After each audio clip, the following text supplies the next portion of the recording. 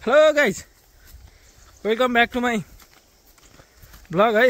आज चाहिँ हामी अब दुईटा ट्याक्क दाजुभाइ मिलेर खलोसलो खुर्कम अनि यसो धान सुकेको भए ठटाम भनेर है भएर अब आज खलातिर हिँडियो। आज पनि अब मौसम भन्न पर्दा चाहिँ अब यस्तो घाम लागेको छ, यस्तो चर्को घाम लागेको छ, यस्तो पोल्ने घाम लागेको छ, नकुरा हेर्नुहोस् होइन। कुरा गरी साध्य छैन। हाम्रो यता दाई त्रिपल गुन्द्री अनि गएर के भन्छ अरे बोरा धानल्लाका लागि बोरा लिएर हिँडिराख्नु हो। अझ किन हेर्नुहोस् गाइस, यो त डोको बोके खानु मैले दुईवटा हाँसी बोके हो। यो चाहिँ खलो खुल्का, यो चाहिँ ठुसी फाल्ने भन्छन् नि, त्यो खलो खुल्का त ठुसी फाल्नुपर्छ अरे भनेर यहाँ हाँसीले अलिक ठुसी फालेको भिडियो पनि आउँछ ट्याक्क होइन। अब हेर्दै जानुहोस् अब हामी यहाँ के गरिन्छ आज हेर्न सक्नुहुनेछ गाइज। हामी चाहिँ अब के भन्दा खेतमा चाहिँ पुगिसकेका छौँ। अब यी खेतमा हेर्नुहोस्, धान चाहिँ सुकेको छ होइन। हामी आसी लिएर आइछौँ। अब यता हो हाम्रो खल्ले घर हो।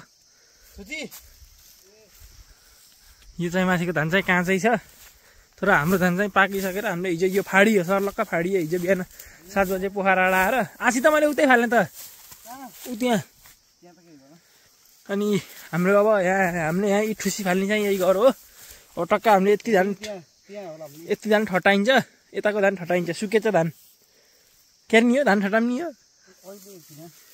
तर धान हाम्रो ठटाइन्छ गाइस, हेर्नुहोस् धान ठटाएको भिडियो अहिले आउँछ होइन। हाम्रो खले घर चाहिँ यही घर हो, हेर्नुहोस् ठुलो छ हाम्रो खले घर फेरि।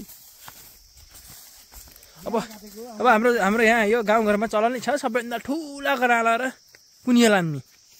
त्यति आएपछि गोरु निकाल्न सजिलो हुन्छ, दाइ हाल्न सजिलो हुन्छ। अब धान काँडा आन्छ भन्दा धान बजारबाट होइन गाई, धान यहाँ आन्छ। हेर्नुहोस् हाम्रो चाहिँ अब यहाँ यी खलाको ठुसी फाल्ने कार्यक्रम हुँदैछ। अलि खलो चिसै रहेछ क्या, हिजो बेलुका यसो स्याहारेर पानी परेको खलो चाहिँ चिसै रहेछ। यो त हाम्रो दाइले फाल्दै हुनुहुन्छ, मैले चाहिँ यति फालिसकेँ, यति चाहिँ फालिसकेँ, 4वटा ठुसी चाहिँ फालिसकेँ मैले। दाइले फाल्दै हुनुहुन्छ। हिजो ढलाएको फाँट यो हेर्नुहोस् होइन। अब आज यसलाई कार्यक्रम गर्ने ट्याक्क यहाँ खलो बनाउने, यहाँ खलो बनाउने अनि बेलुका यसो उता ती फोटीका धान ठटाउने। अनि अलिक चिसो रहेछ क्या खलो। अब यस्तै छ मौसम, के भन्नुहुन्छ घाम चाहिँ लागेकै छन् के लाग्नु त के अनि पहिले सोच त जान पऱ्यो। त्यही भएर यसो खलो बनाउन लाग्यो हामी चाहिँ। बाँकी भिडियो हेर्दै हेर्नु होला।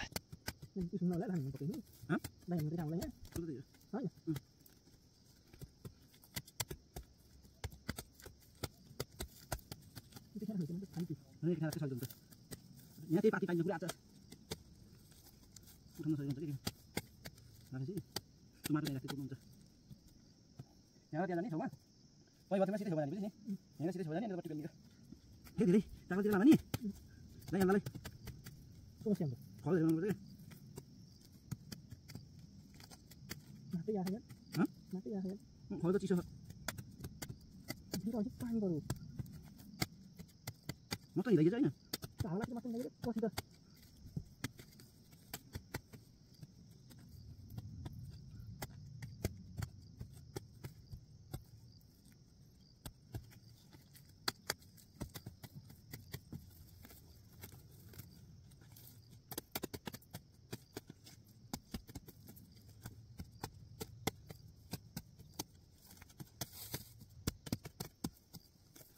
हाम्रै लग एउटा कुनियो बस्ने ठाउँ ठुसी फालेर सकियो। चिसो नि हेर्नु त कस्तो छ तपाईँ हेर्नु, ए धान पनि चिसो छ तपाईँ हेर्नुहोस्।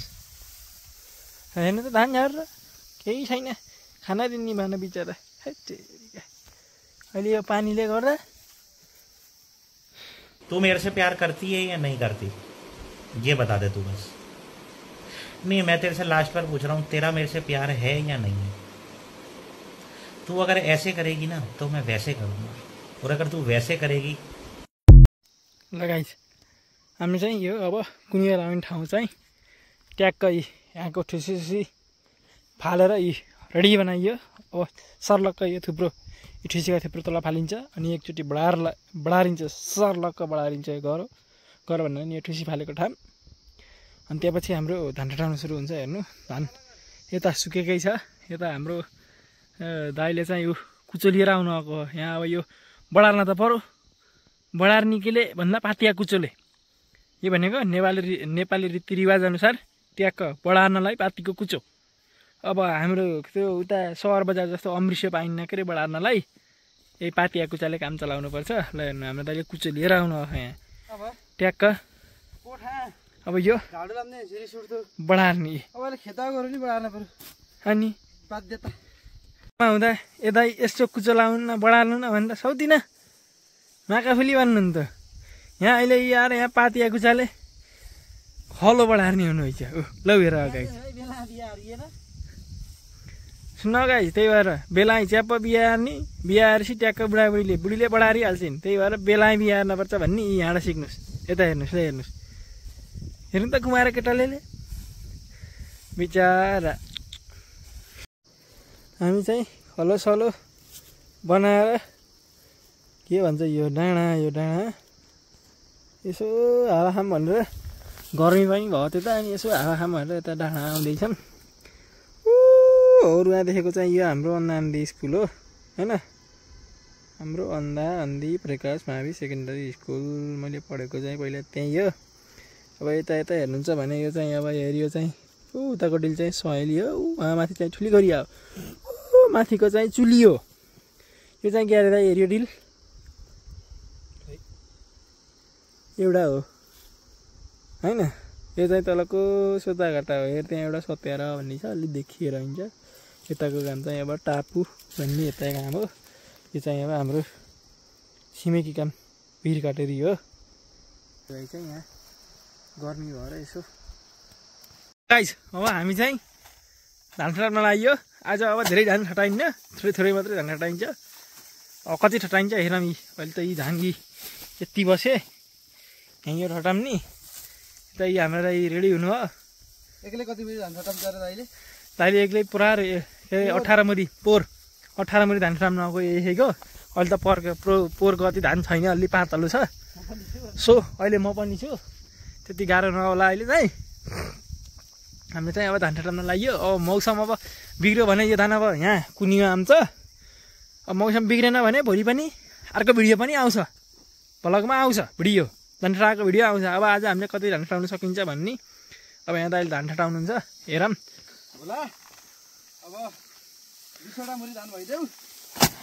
ए धान ठटाउन सुरु गरियो गाइज। हेर्नुहोस् हेर्नु कस्तो झ्याममा धान झरो। लौ हेर्नु, ओहो माकाफुली धान त।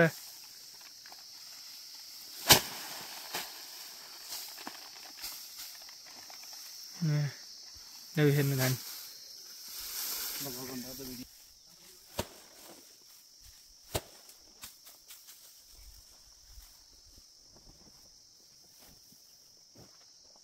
सुरु गरियो कत्रो टाइम लगाएको फेरि राम्रो उता गरेको राम।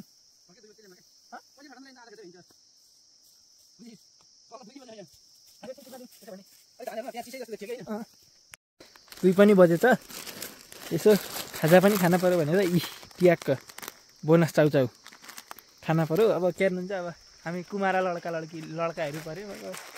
घरबाट खाजा ल्याइदिने बुढी छैनन्। अब के हेर्नु, चाउचाउ खाने गुजरा चलाउने हो कि होइन दाइ? हो नि होइन? ए दाइले कति मजासँग खानु भयो यतै। धान ठटाइयो कि भनेपछि होइन, कति ठटाइयो?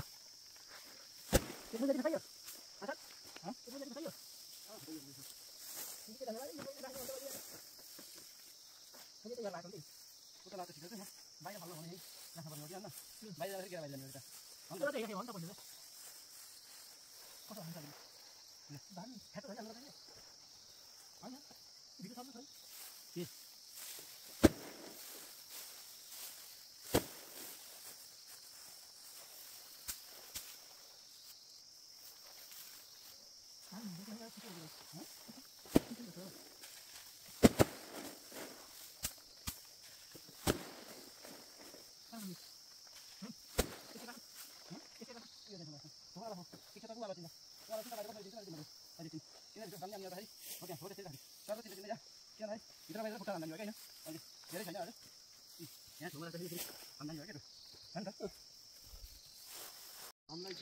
गाइस हेर्नुहोस् हाम्रो चाहिँ यति धान ठटाइयो लगभग कति मुरी ठटाइयो 1 मुरी ठटाइयो दाइ 1 मुरी नभए 15 पाथी चाहिँ झन् ठटाइयो अब 15 पाथी ठटाइन्छ ये त तू मुझसे प्यार करती है कि नहीं करती है भन्दै बस्नु हैन ल ठिक छ त्यो त हेर्न सक्नुहुन्छ घाम चाहिँ टन्टला पुर लागेका छन् ओहो नि